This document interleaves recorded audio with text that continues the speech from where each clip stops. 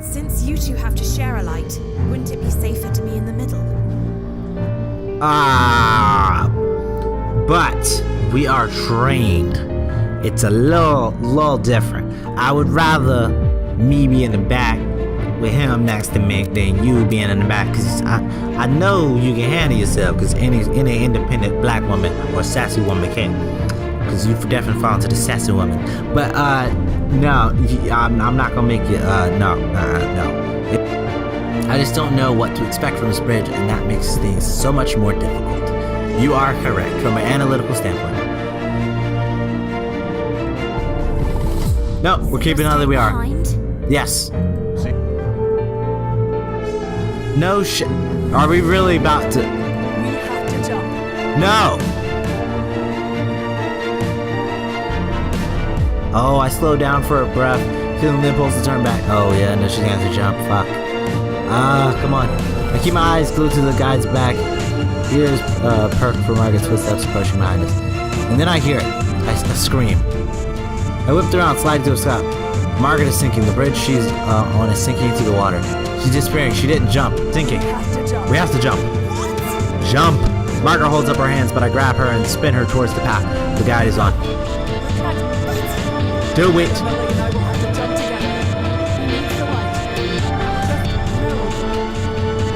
I practically shove her, and without further hesitation, she takes the leap. She makes it just past the edge of the bridge.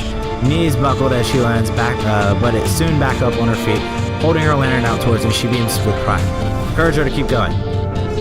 Point towards the guide. I gesture down the bridge to the guide's rapid fading light. Margaret slowly nods and then runs after her. I offer Militia my hand, tightening my grip on my lantern. Militia accepts the offer, giving it a brief squeeze. A tight smile plasters itself across my face as I try to calculate the distance between our bridge and the other. Then the ground starts to shake more. Let's go. The guide's fading light bounces in the distance, a clear signal that he's still running. I focus everything I have on catching up. Slowly, we begin to close the distance. As the night wears on, our strength rapidly fades. Even my stamina is being challenged. I can't imagine what this must be like for Margaret. She's holding her side as she runs, clearly cramped from the exercise. How much longer will this last? People have to rest sometime. Almost as if, in response to my thought, the guide abruptly halts. I skid to a stop as well, sliding on the surface of the wind.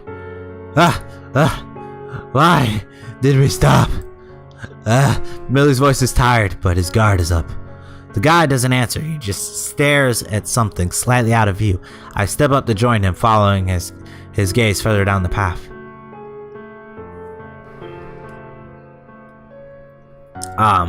There, curled in a little ball, illuminated by the lantern's light, cowers a person. His hands grip his head. I almost said gripe his head. And he rocks from side to side, mumbling incoherently. It's a man. A broken man, but it's a man. I'm sorry. I'm sorry. I'm sorry. I couldn't. Did you lose all your friends, bud? I just couldn't. Please. I'm sorry. Shouldn't have got on here without the guide. I'm struck with an array of questions. What is going on? Why would he wander onto these bridges on his own? Did he make it this far by himself? Were the others with him? If that's somehow the case, I can't blame him for the state of shock he's in. The man stops mumbling. He glances above him, seemingly only just now having the strength to lift his head. His expression, the deepest sadness, along with the clear markings of terror, are sprawled across his face. I stare at him in shock, not sure of what to do. Leave him. Oh, really? I snap my eyes away from the man and instead to the guide's cold, implacable face. No! We can't just leave him here. Are you saying because he's lost hope or something? These will probably pluck him away as soon as we've gone. He won't make it regardless. What, he doesn't have the fighting spirit? Alright, no, sorry, I went anime. But yeah, no, because I'm guessing it's gonna be something like that. The guy turns to look at us, his eyes seeming to glow from the closeness of his lantern. For the first time, I feel uncomfortable in his presence. Whoever shelters him will only risk dragging themselves down with him. Leave him. I'm guessing that, that has to come from a bad experience with somebody saving somebody and then everybody dies.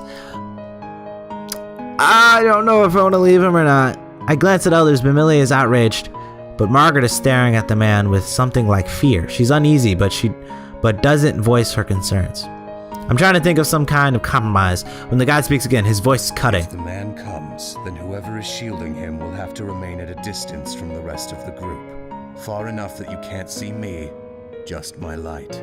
That is how you will travel across the bridges. You have a point. I would not do that. I didn't agree to lead this man, and I won't. If you ask me to, I will leave you all behind. Oh, Jesus. Adrenaline surges through my veins and I tense up. It's a painful reminder that the guide isn't here to save our lives, but merely to show us the way. We're on our own. Margaret, Bamili, and I frantically share more looks between each other, trying to communicate without words. None of us have the desire to speak and be the first to make a choice. The man is standing now, though, still hunched with his arms wrapped around himself, as if expecting a blow. He stares at the ground rather than at us. Because of this, I'm having trouble reading his face. What exactly happened to him? Are you well, stranger? Do you know where you are and why you're here? He glances up, not at me, but towards me, his eyes resting somewhere near my collarbone. Hey, don't you be looking at my butt. Hey, boy, you looking at my butt. I'm gonna smack a bitch. Fine. You all can go on your way. Forget you even saw me here. That's absurd. You have no way to defend yourself. We can't leave you. Interesting character. Yes, I'm sure in your eyes I might not seem like much, but that's not exactly a fair shake. I'll agree with that. You can't judge a book on by its cover. Maybe in a perfect world, every man would be as large as you. But that's not how things always go. It doesn't mean I'm defenseless. You could be the slyest motherfucker than you think. The man's response is mendering. The words themselves seem to be in good jest, but he's still barely looking at us, fidgeting with his hands. Bamili frowns, unimpressed. Well, it could literally be that he doesn't do good with people. Like, I'm one of those. I'm an introvert. The fuck you? What do you expect? I'm not great with people. Well, it's more like I don't like people all the time. If I need to recharge, I need to recharge. If you talking to me, I'm gonna be pretty mean about it. He's coming off more like the shy type, but he's confident in himself. He's a strong, silent type. Yeah, there we go. It was a joke. Oh, it was a joke. Okay, well, fuck, never mind. He smiles hesitantly, making eye contact with each of us for the first time. What part of it was supposed to be the joke? Do you even realize what is happening in this moment? All right, guys, we better hurry up before the guy's like, fuck this, I'm out. Forget that too. Point is, I'm alright. You were curled up in a ball when we met. I'm just fine. Curled up in a ball. I'm still fine, okay? I was just in a ball, alright? It was fine. I had something in my eye. I couldn't get it out, and I thought the best way to get it out was to curl up in a ball, because then I could see, it worked. And then I didn't have to see anything else around me, and it's like hide and seek. If I can't see them, they can't see me. Exactly. Something must be wrong with you. Oh no, sounds like you've been talking with my father. He lets out a weak little laugh, coupled with an eyebrow raise, voice trembling. No one really knows what to make of this. The man gives a small wave and begins down the path we came. Bamili huffs, tossing his hands into the air. It's not even the right way. It could be if he's trying to get to the side we came from. That's true. He must have come quite a ways if it was the other shore that he started on. The man's smile grows. That's not so bad. That's probably that's what it seems like. Seems like he's escaping. There's no response to this remark, unsure of what could be said. I still think he should come with us. A person needs a light, and the guide himself said he won't be able to manage on his own. Sticking with us is his best option. That's his own decision, though, Bamili. That's not one we can make for him.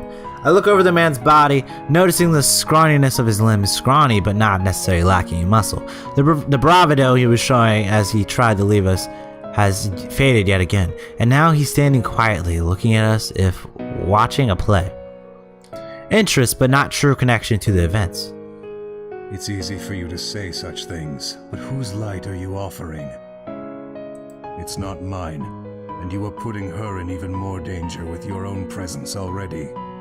The guide is right, but I'm willing to risk it for you.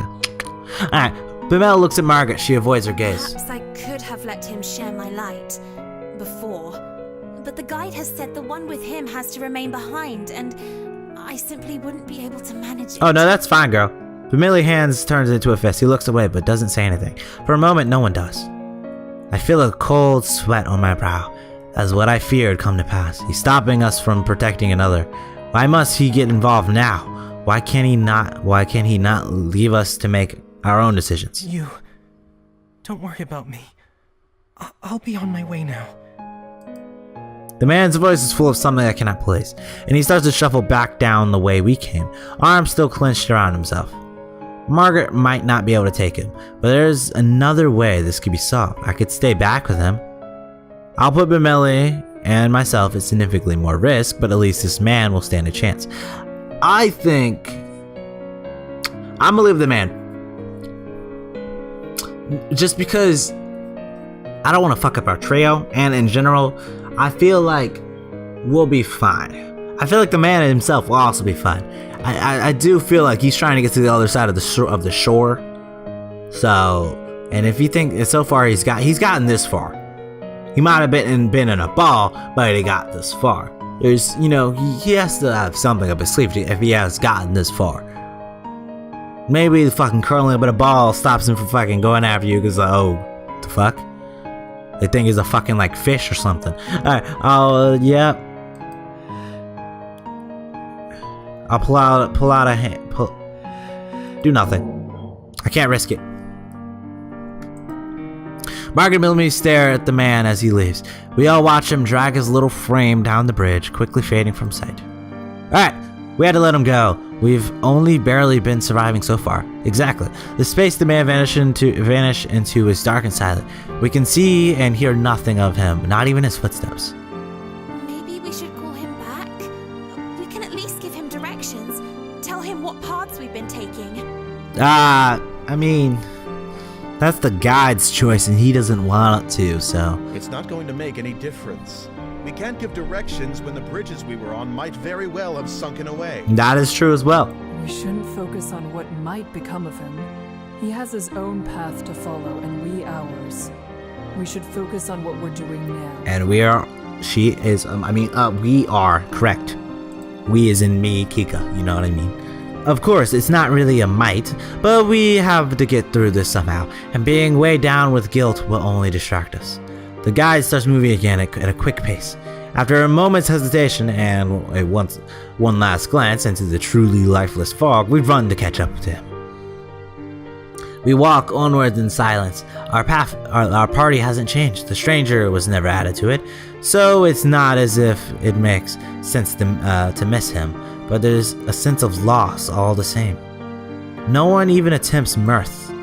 I keep thinking I should have done more.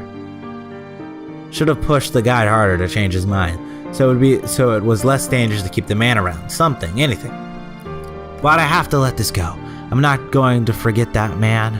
I'll never forget him, but we still need to get through this.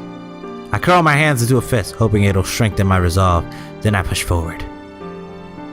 We turn down a different path, and the guide stops. Ahead of us stands a group of prowlers. At the sound of us, they turn their heads in unison, as if they knew we were coming. I inhale. Alright, well, it's a group of them. I don't know what the fuck we're gonna do. And, of course, I hit the mic again. And, of course, we're gonna end it off here. I recorded a goddamn hour. I did not expect to do an hour. You guys will not see an hour. If you guys would like me to do these videos longer, tell me. I'm gonna probably do this in maybe 20-minute intervals. Or 15 minutes, because 15 minutes is a little bit, yeah, probably around 15 minutes. I didn't expect to do it this long. I'm sort of sorry I did. But, I guess I couldn't stop myself. I got way into the game. So, hopefully you guys enjoyed this. I am enjoying this game so far. It's such a different it's a different type of game. It's a horror visual novel game, but it's very much almost like quick time events. but PC, and you know, so far it does seem like your decisions do have a heavy impact on the story, you know, from us trying to get that good ending earlier. I might go back and see what the fuck happens if we get the guy. If you guys want to see that, if you guys would like to see that, tell me and I'll do it, you know, next video before we move on to this Prowlers and see what happens when we have the guy. Or we do that an entire different spin-off. Like, let's say we finish, you know, Lake of Voices sometime soon, or whenever the fuck we do. If you guys want me to go back and do decisions differently, I can do that then too, you know? Alright, so hopefully you guys enjoyed this video. If you guys did, click that like button. If you guys are new to the channel, click that subscribe button to meet up with me in another one of my videos. If you guys wish to be notified when I upload, click that notification bell so you guys will be notified in your email and on YouTube when I upload. And help me grow the Ocean Militia by sharing this video with your friends on Facebook, Twitter, Reddit, Snapchat, Instagram, and wherever. Other than that, hopefully y'all have a great day, and I'll catch you guys next LowTide.